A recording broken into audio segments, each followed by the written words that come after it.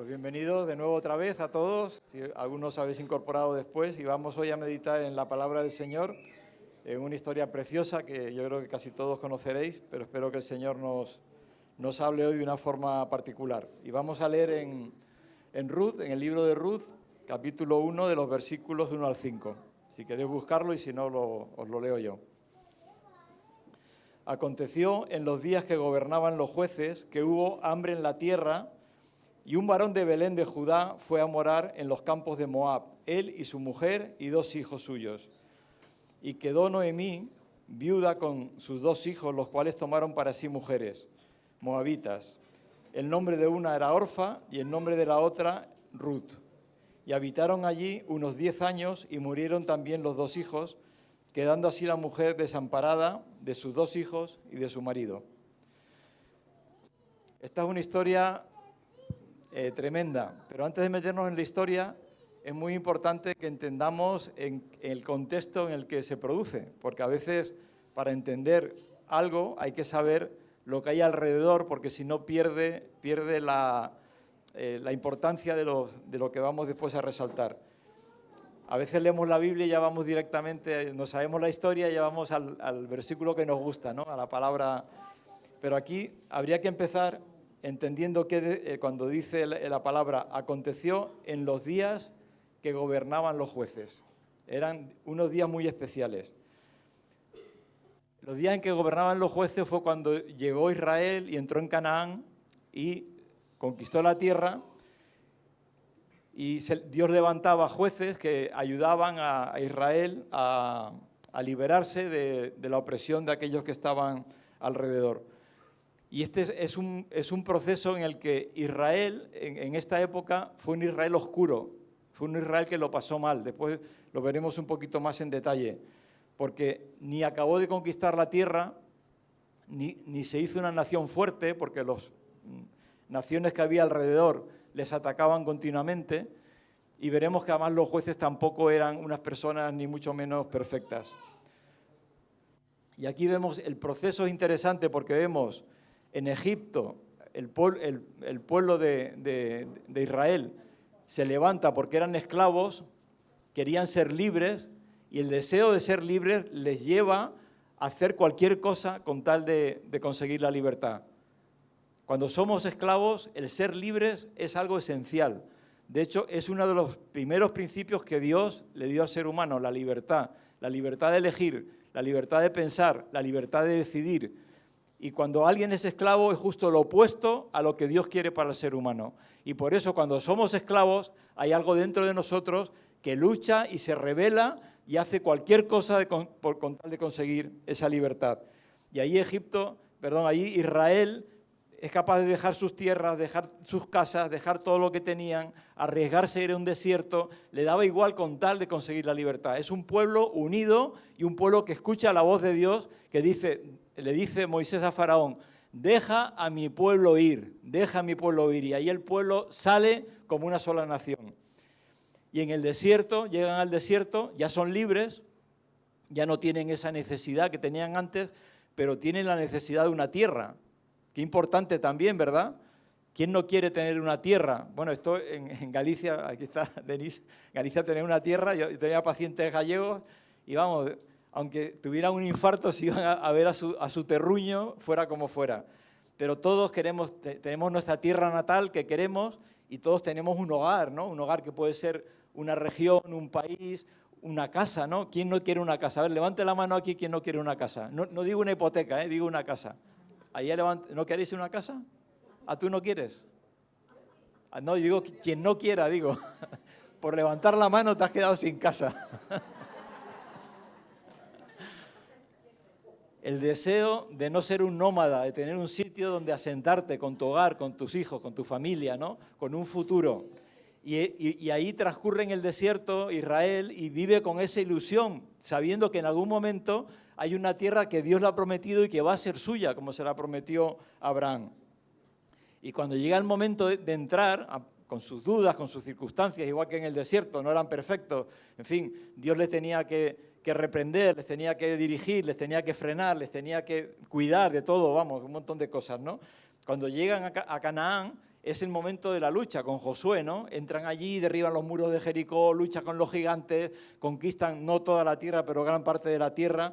Es un esfuerzo donde nadie duda tampoco. Todos arriesgan sus vidas, derraman su sangre con tal de conquistar aquello que Dios le ha prometido. Hasta ahí todo el pueblo de Dios. Pero ¿qué pasa cuando se quedan ya en la tierra? Son libres, tienen un hogar, han conquistado la tierra y ahí, de repente, Dios, que había estado presente desde Egipto hasta Canaán y seguía estando, pero ellos ya no escuchan a Dios. Ellos se apartan de Dios. Hacen su vida y, de hecho, Dios levanta jueces precisamente porque en esa debilidad de perder el sentido de para qué estaban allí, hace que se conviertan en un pueblo débil. Cuando conseguimos nuestras metas materiales lícitas, que además Dios quiere que consigamos, puede llegar un periodo como el de los jueces, que fue un periodo sombrío, anárquico, caótico, y esto nos puede pasar a cualquiera de nosotros, incluso a un país, ¿no? Los que habéis emigrado, ¿no? O hemos emigrado, yo en parte de Canarias, se puede considerar que he emigrado de África hasta aquí, ¿no? Emigramos, llegamos a España, logramos un trabajo y papeles y ya nos olvidamos de Dios, porque muchas veces estamos ahí orando, Señor, ayúdame, dame esto, dame el otro. No, cuando llegamos ahí podemos caer en ese tiempo de jueces. O cuando estudiamos, queremos aprobar las asignaturas, Señor, yo no he estudiado, pero haz que me caigan las preguntas de la única lección que me sé, ¿no? Dios nos ayuda a aprobar, nos ayuda a conseguir un título, una profesión, logramos un trabajo por fin, dinero, casarnos, empezar a pagar la hipoteca que van a heredar nuestros hijos algún día y nos olvidamos de Dios porque ya hemos conseguido eso.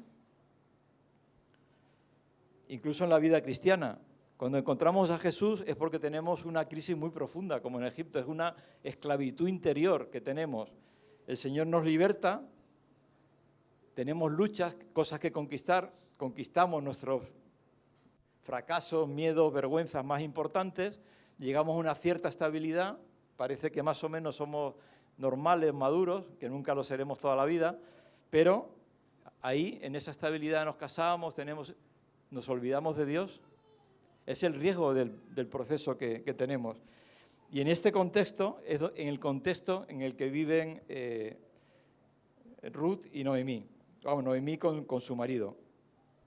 Y cuenta aquí que en ese tiempo caótico, en ese tiempo en el que Israel había conseguido aparentemente lo que Dios le había prometido, pero se habían olvidado de lo principal, habían conseguido lo secundario y se habían olvidado de lo principal, dice que hubo una gran hambre en la tierra.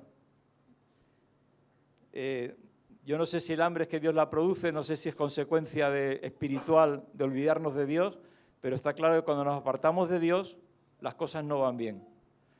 Las cosas se estropean. El vivir como en el tiempo de jueces, al no tener a Dios ya era una rutina, una falta de metas naturales y metas espirituales, y eso crea un vacío en la persona. Un vacío en el que ya solamente, y pasaba allí cada tribu, dice, vivía para sí misma. Ya ni siquiera le importaba el resto de las tribus. Era mi tribu, es decir, mi grupito, mis amiguitos y los demás. Bueno, ahí están, habrá que llevarse con ellos, pero yo a lo mío, ¿no? Y esto es la vuelta al egoísmo, que es lo mismo que pasó con Adán y Eva, querer tenerlo todo para mí y olvidarme de Dios. Y esto que ha pasado a lo largo de la historia, hay dos momentos importantes. Uno ya lo he contado otra vez en Ezequiel 16:49. Perdón, me he saltado ya 2 diapositivas.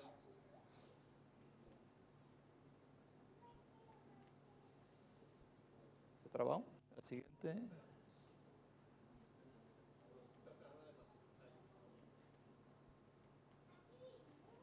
Ahí. Bueno, ahí vemos de Egipto hasta Israel, pues todo eso, todo el proceso que pasaron. Y vamos a leer estos textos de Ezequiel 16:49. Es la historia de Sodoma. Sodoma y Gomorra, todos lo achacamos el pecado de la depravación sexual que había, ¿no? Y había depravación sexual. Pero Ezequiel habla aquí de Sodoma y Gomorra y la depravación sexual no era el origen, era la consecuencia. Dice el profeta Ezequiel, esta fue la maldad de Sodoma tu hermana. Soberbia, saciedad de pan, abundancia de ociosidad, y no fortaleció la mano del afligido y del menesteroso. Saciedad de pan y abundancia de ociosidad. Y nosotros, por desgracia, hay países que viven situaciones terribles, ¿no? En África, en muchos países, pero aquí vivimos en un país de saciedad. ¿A quién le falta el pan? Podemos querer tener un solomillo en lugar de un bistec, podemos querer comer mejor, podemos querer mejores cosas, pero a nadie le falta lo esencial. Estamos en un país donde hay un bienestar y una saciedad y abundancia de ociosidad. Nuestra gran preocupación es qué hago en el tiempo libre, cómo me entretengo, cómo uso mi smartphone para no aburrirme, dónde hay wifi para no desconectarme, qué serie de Netflix o de lo que sea puedo ver hoy, cuál es la última novedad, dónde voy a entretenerme, qué hago con mis amigos. Esa es la preocupación que vive la mayoría de la gente. ¿Qué haré en mis vacaciones? ¿Cómo voy a disfrutar? Y eso lleva, dice, a no fortalecer la mano del afligido. Te olvidas del que hay al lado, te olvidas del que está cerca. Y ese es el gran mal de Sodoma y Gomorra. Y en Jueces 21, 24 y 25, habla de esta época que mencionaba antes de los jueces de Israel. Dice, entonces los hijos de Israel se fueron también de allí, cada uno a su tribu y a su familia, lo que os comentaba antes, ¿no? Y en estos días no había rey en Israel y cada uno hacía lo que bien le parecía. Fijaos, los jueces gobernaban, pero cada uno hacía lo que bien le parecía. Esto, no voy a entrar en temas políticos, pero en España pasa algo parecido, ¿verdad? Hay quien gobierna, pero después cada uno hace lo que quiere, ¿no? Pero esto pasa también a otros muchos niveles en nuestra sociedad y a veces en la Iglesia. En la Iglesia hay un orden. Yo he sufrido el autoritarismo espiritual y hasta el abuso espiritual, pero eso es un extremo, pero el otro extremo es la anarquía, donde cada uno hace lo que bien le parece. Y si hacemos lo que bien nos parece, es que consideramos que ya no tenemos nada que aprender, que acertamos siempre, que no cometemos errores y que lo que a mí me parece bien, me apetece o yo quiero, ese es mi criterio para hacer las cosas. Te pregunto, ¿cuándo fue la última vez que alguien te dijo, no hagas esto porque está mal? Te estás equivocando. Esto que te gusta no te conviene. O al revés, esto que te cuesta, ahí tienes que invertir tu tiempo. ¿Quién te ha corregido? ¿Quién te ha dirigido? ¿Quién te ha asesorado? Aparte de tu propio criterio. Si no hay nadie, estás haciendo lo que bien te parece. Estás en el tiempo de jueces. Y aunque aparentemente los jueces gobiernan, el pueblo hace lo que quiere y el pueblo estaba como estaba. Ahora bien, en medio de esta situación, de este caos, ya digo, esta situación de ingobernabilidad, ahí están Noemí y Ruth, que son dos personas absolutamente corrientes, o sea, no tienen nada especial. Muchas veces, y me pasa a mí, ¿no? Cuando hay predicaciones nos encanta, hablan de Moisés y dice, ahí estoy yo estoy ahí en la zarza ardiente, yo estoy ahí en el desierto tirando para adelante, yo soy Josué que conquista tal, yo soy David que mata al Goliat. Nos encantan las historias porque nos identificamos enseguida, yo quiero ser ese, ¿no? Pero Dios le gusta a la gente corriente, la gente normal. Gente normal que a veces hace cosas extraordinarias, como Moisés o como tal, pero Dios quiere que nos identifiquemos y por eso pone estos ejemplos y ya veremos hasta qué punto son importantes, de gente que hace cosas normales y que vive una vida normal y Dios está ahí presente de una forma tremenda. Jesús durante 30 años fue una persona corriente. Fue un carpintero que trabajaba en una vida que, de hecho, los que vivían en Nazaret decían, ¿no es este el hijo del carpintero? Era el hijo de un carpintero. Y según avanzamos en la historia de Ruth y Noemí, es gente normal con los problemas que más o menos todos nosotros, de una forma o de otra, hemos vivido. Emigran por hambre, emigran por necesidad, tienen que salir de su tierra, pierde a su marido, pierde a los seres queridos, pierde a sus amigos, pierde a sus conocidos, pierde a aquellos en los que se apoyaba y se queda viuda, sola, sin empleo y sin recursos. No sé si alguna vez te ha pasado esto, a mí me ha pasado una vez y se pasa muy mal, se pasa tremendamente mal. Y esto nos pasa a cualquiera de nosotros. Y ahí está también Ruth. Ruth es un caso muy especial porque Ruth no era judía. Noemí era judía y su marido, pero Ruth era moabita, era del pueblo de Moab. Y cuando llega esta situación en la que Noemí ve todo tan mal, que no ve salida, dice, volveré por lo menos a mi tierra, a ver si allí, por lo menos es mi pueblo, alguien se acordará de mí. Y aunque incluso en Israel la situación para una viuda era muy difícil, sí que Dios decía, cuidad de las viudas, de los huérfanos, había esperanza de que alguien se compadeciera de ella, ¿no? Pero Ruth, que está con ella, que es moabita, ella no es judía, su tierra está allí. De hecho, cuando se va Noemí, que sus dos nueras, son nueras, ¿no? Se llama un lío, son nueras. Pues sus dos nueras quieren irse con ella y le dice, no, volveos. Además, le argumenta bien, ahí ves el cariño de Noemí por ella, no, que os irá mejor quedándoos con vuestra familia. Donde yo voy sola, no tengo nadie, no sé qué va a pasar conmigo, no sé dónde os llevo, es una locura que me acompañéis. Y una de ellas se vuelve, pero Ruth se queda.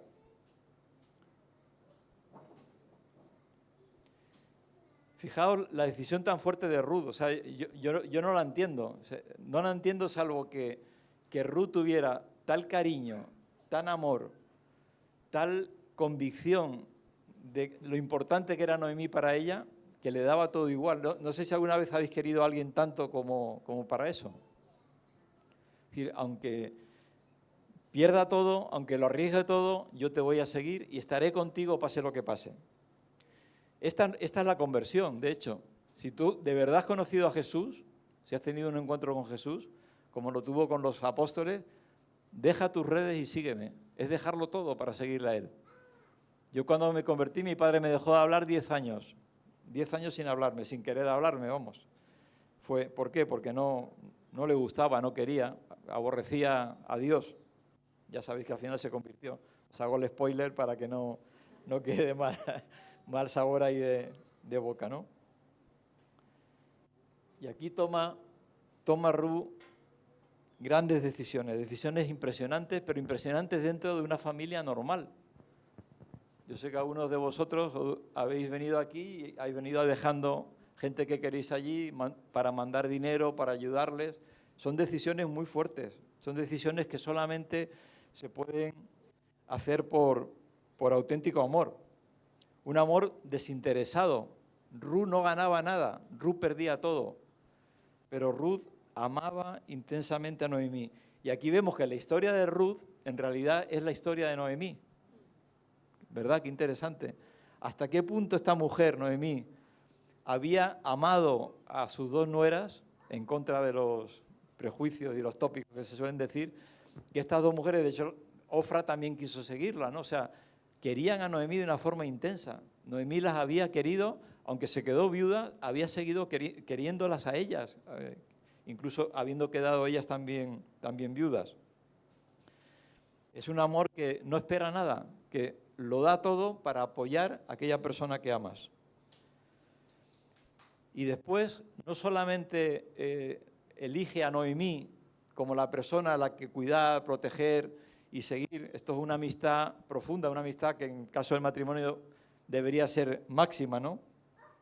Sino que toma una decisión mucho más honda. En Ruth 1, 16 y 17, respondió Ruth cuando le dice que vuelva otra vez a Moab: no me ruegues que te deje y me aparte de ti, porque a donde quiera que tú fueres, iré yo. Donde quiera que tú vivieres, viviré. Tu pueblo será mi pueblo y tu Dios, mi Dios. Donde tú murieres, moriré yo y allí seré sepultada. Y así me haga el Señor y aún me añada que solo la muerte hará separación entre nosotras dos. Qué impresionante, ¿verdad? El cariño, el amor, el afecto que tenía Ruth por Noemí. Fijaos que aquí, qué grupo, ahora que estamos hablando de las células, los grupos de convivencia, qué grupo de convivencia tan tremendo se había formado, ¿no? Qué vínculos tan fuertes de forma natural. No era una religiosidad, no era un hecho. ¿Qué había transmitido Noemí? de su propia persona de cariño y del Dios de Israel, que Ruth dice, tu Dios es mi Dios.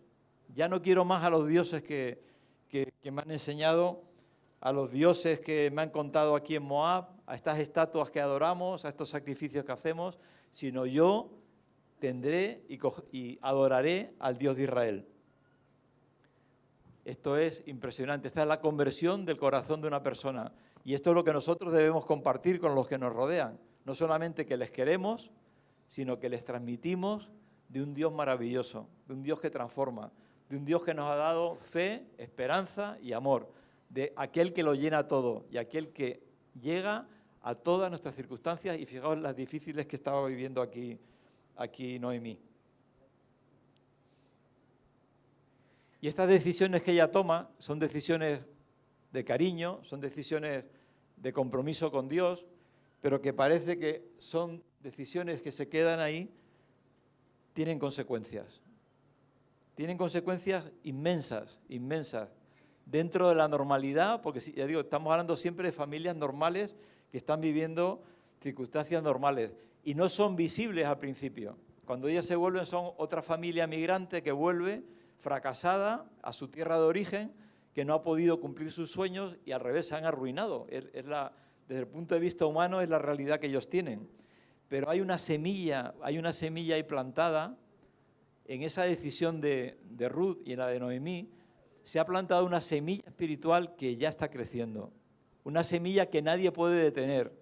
Una semilla que está echando raíces y que solamente habrá que cultivar para que florezca. ¿Qué me habéis hecho con mi jardín? Que florezca y que se convierta en algo maravilloso. Porque la fidelidad y el amor de Dios, cuando confías en Él, son para siempre.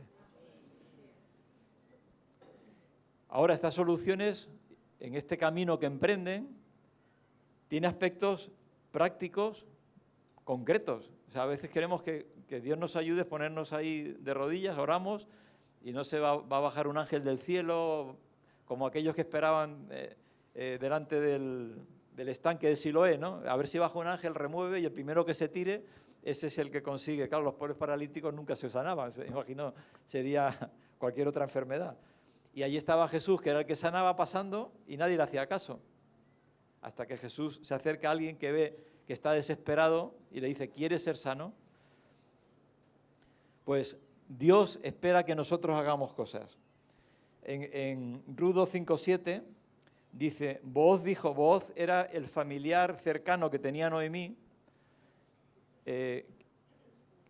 No sé, bueno, sabéis el final, ¿no? Que al final se casa con Booz, otro spoiler, pero que era la persona que podía rescatarle, que era un hombre inmensamente rico, pero muy lejano. En principio no había una relación, pero Ruth cuando llega allí, empieza a trabajar para dar de comer a Noemí y a ella misma, y va por los campos cogiendo lo que los segadores se les va cayendo. Es una situación un poco de penuria, e incluso socialmente como de una persona marginada, ¿no? Y yo cuando os conté, cuando me quedé esa vez sin empleo y sin sueldo, tuve que hacer trabajos de lo más vergonzoso, no vergonzoso de inmoral, pero en fin, que un médico estuviera, yo qué sé, recogiendo fruta por ahí, cosas, era un poco triste, ¿no? Y te sientes, pero tienes que salir adelante.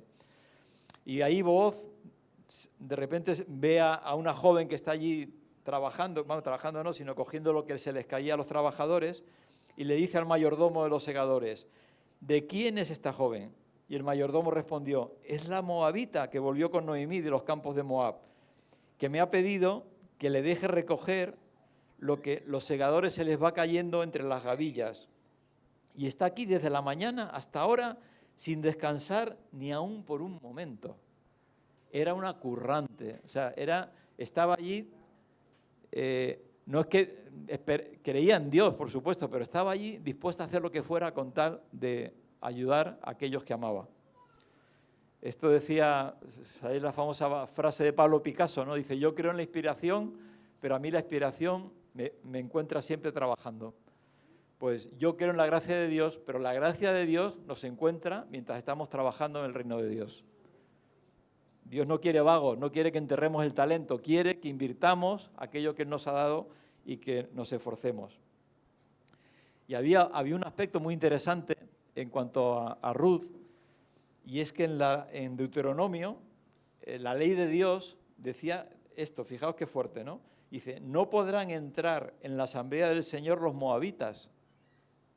Ruth era moabita, ni ninguno de sus descendientes, hasta la 10ª generación, o sea, 10 generaciones viviendo en Israel para que se les reconociera como parte del pueblo, porque no te ofrecieron pan y agua cuando cruzaste por su territorio y pagaron a Balaam en Mesopotamia para que te maldijera. Si fuéramos literalistas, esto sería la condena de Ruth. Ruth nunca podría ser parte del pueblo de Israel. Pero, sin embargo, fue aceptada, ¿por qué? Porque ella renunció a su vida pasada y abrazó al Dios de Israel. Y hizo a Noemí parte de su pueblo. Dios no va a la letra, no va al fallo, no va al error que tú puedas cometer, al defecto que puedas tener y que ese defecto impide que, no sé, un defecto de carácter y que un día te enfadas, un día te deprimes, un día te olvidas de todo. No va a la anécdota, va al fondo del corazón. ¿Te importa Dios? ¿Has dejado todo por seguir a Dios con tus defectos, con tu mochila? Pues ahí está la gracia de Dios que está por encima de la ley, muy por encima de la ley. Dios, como dice en los Salmos, Dios mío, para siempre es tu misericordia, para siempre es tu misericordia. Siempre la ley de Dios y la misericordia de Dios. Y aquí en esa normalidad de Dios hay algo maravilloso, algo que surge, y es que Ruth con Booz tienen un niño, lo leemos en 4:16-17, dice, tomando Noemí, el hijo de Ruth y Booz, lo puso en su regazo y fue su aya, la abuela cuidando al nieto. Fijaos que ya lo habían inventado, o sea, no lo hemos inventado nosotros. Fue su aya. Y le dieron nombre las vecinas diciendo, le ha nacido un hijo a Noemí y le llamaron Obed. Y este es padre de Isaí, padre de David. Ruth es parte de la genealogía de David y David es parte de la genealogía de Jesús. Ruth la moabita, aquella que decidió seguir a Noemí, aquella que no era parte del pueblo de Dios, aquella que lo dejó todo para no ganar nada, sino amar a aquella que tanto la había querido, a Noemí, y al Dios en el que ella había creído, Dios la eligió por encima de todas las mujeres que había en Israel, para ser parte de su genealogía.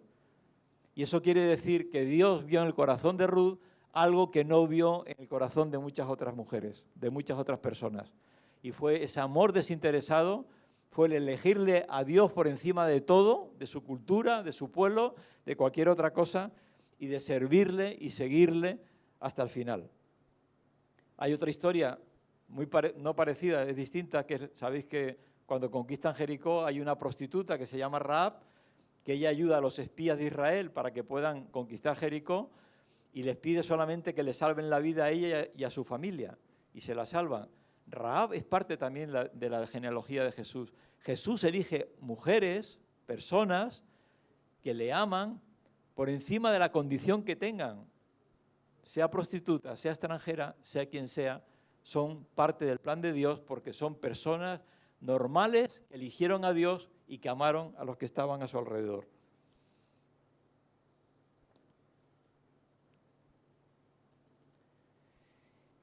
Yo te quiero pedir, ya para acabar,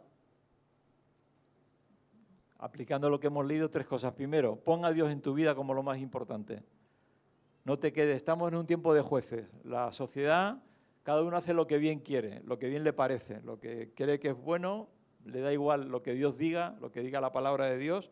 Estamos en ese tiempo de jueces en el que podemos acomodarnos, pero como decía Pablo, no os conforméis a este siglo, sino renovaos en el entendimiento de vuestra mente para que sepáis cuál es el plan de Dios, la voluntad de Dios buena, perfecta y agradable. No os conforméis a este tiempo de jueces. Poner a Dios en primer lugar porque Dios sigue obrando. Dios está presente aquí hoy, en esta iglesia y en esta sociedad, aunque la gente no quiera verlo ni reconocerlo.